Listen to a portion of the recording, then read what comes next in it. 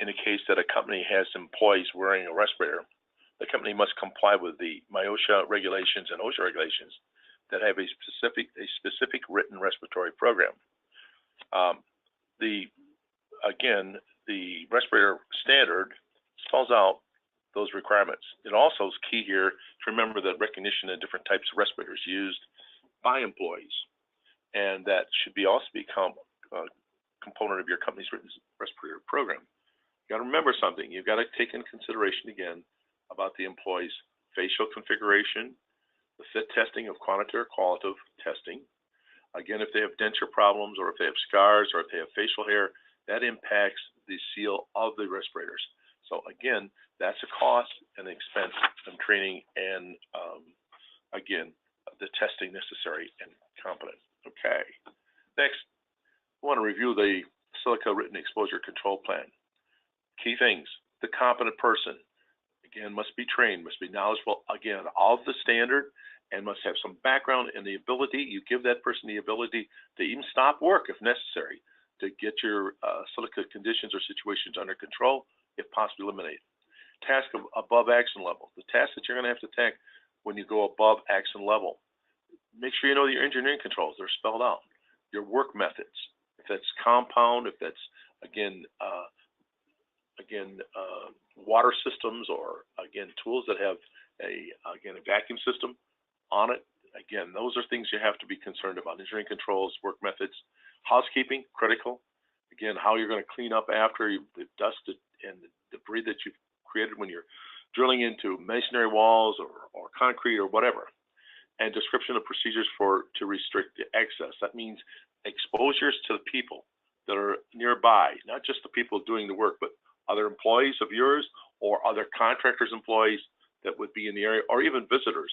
Again, restricting that area. Review and evaluate effective annual site specifics in fields. A lot of construction sites will run a job-specific safety program. And again, this Silica thing can be very job-specific for sure. Okay, we're reviewing Silica written exposure control plans. Again, medical surveillance. If you go to that point where you're not going to use table 1, you're looking at what? Respirators for 30 or more days must provide tracking. Again, if you've got an employee that's going to be wearing a respirator for 30 or more days in the calendar year, you're going to have to track them. Initial exams, that's a cost, okay? So it's a benchmark in essence, what the condition that person's lungs are in, their health-wise. And then periodic exams every 3 years. There's a cost also. Record-keeping requirements. Medical and work history, physical exams, chest x-ray, 3 years due to cycles. It's a B-reader certified radiologist. A pulmonary function test, a TB skin test, and again, the physician licensed health professional test, again, requests.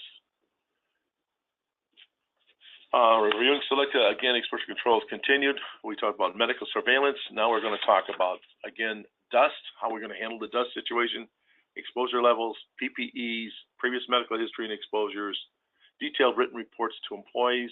Employees receive a written medical opinion from a physician or a licensed medical health professional. Must be made available. Okay, so again, you need certification. There's a lot of training necessary and required in this. A couple key things that I want to bring out here, and that is this. One of the most common violations that employers receive from MIOSHA is the training violation. Assume employees only know that you train them no.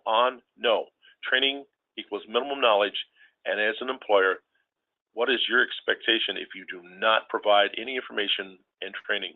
Your expectation will be very low, and the employee's exposure levels probably will be very high. The employer must also include training on equipment used and how to maintain the equipment for a complete program.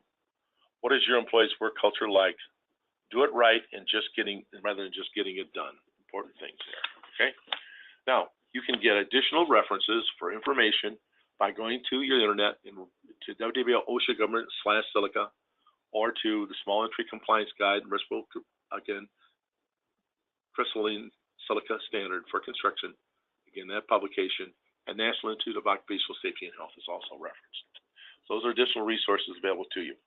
I want to stress, again, some key things here, and that is this isn't going to impact, again, your respirator policies and procedures and program. It's going to impact your right to know policies and procedures. Again, in the personal protective equipment, your policies and procedures. All this comes into play and complements and piggybacks on this standard, those standards that I just mentioned. I want to make sure that you know there's something about the University of Michigan. The University of Michigan will enforce this new standard starting tomorrow. Starting tomorrow, they're going to enforce it, the 23rd. So guess what? If you're bidding work at the U of M, that new safety person, I'm trying to grab his name here. I met him just briefly, and he has stated very clearly that he's going to go and enforce this standard. Again, the gentleman over there at U of M is the Matt, I think it's Keatman, Kettmann. He's the safety guru over there on construction jobs. So he's going to be enforcing this standard. When a compliance officer comes on your job, they are not industrial hygienists. So what they're going to immediately ask for, if you want to stay in compliance, is they want to have your written program. We provided it for you from the national, right through our own chapter. So you've got a written program. You just have to fill in the blanks. It's there available to you. They want to see a designated person. They want to make sure that you've got some certification documentation that you have trained and made your employees aware of the hazards of the tasks that they're performing when it comes to silica, again, exposures, the silica dust exposures. Those are the three things that need to come into play: the training, the written program, as well as certification that you've had, that the employee's been trained. Those three things, typically, a safety compliance officer can ask for and can cite you or not cite you. And I think it's very important. I want to thank you for the time. Again, if you need any help in your safety programs, don't hesitate to call again the chapter. Get a hold of Mike or Bob or anybody, or Kelly. Get a hold of them or call me directly on my phone. My cell phone is area code 313-402-5933. If my OSHA is knocking at your door and you want them to go away or whatever, I can't make them go away, but I sure can help you if they cite you and propose penalties. I want to thank Mike Crawford for giving me the opportunity to present this program to you. If you got questions, call the chapter, call me. We'll see if we can help you. If we don't know the answer, we'll find it. I also want to thank Paul Worth from Custom Worth. He's the gentleman who helps us with our technology today. And again, have a great day. Work safe. Look forward to working with all of you.